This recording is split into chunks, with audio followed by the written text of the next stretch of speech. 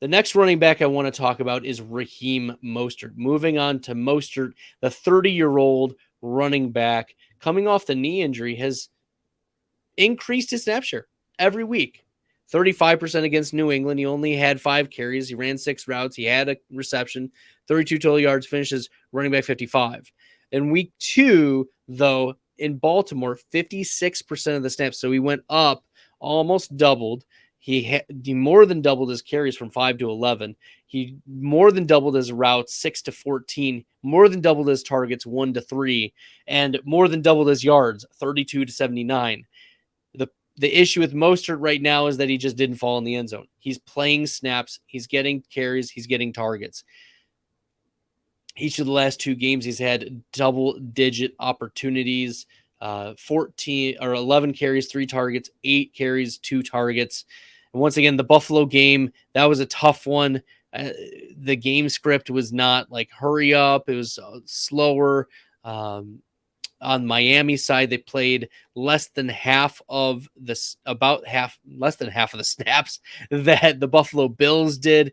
So 1.1 fantasy points. Better days are ahead for Raheem Mostert. I think running back 41 is a good hedge between a ceiling and a floor. And once again, this is the philosophy behind ranking Thursday night players, not moving them too far off unless there are reasons to do so. Right? There are reasons to move higher or lower that's significantly shift your opinion. Like if a player gets injured, or if the weather's going to affect a player, or if a quarterback is injured, or if a teammate is uncertain to play. Those are seismic shifters. But just existing for Thursday night football is not really. You have to think of seismic reasons to move these players, and I don't have a lot of seismic reasons to change Mostert from running back 41. It seems like it's a fair hedge for floor and ceiling. Right now, the goal is to be accurate, right? If you take too hard of a stance on Raheem Mostert saying he's going to take over the carries, but he hasn't. His season high is 11.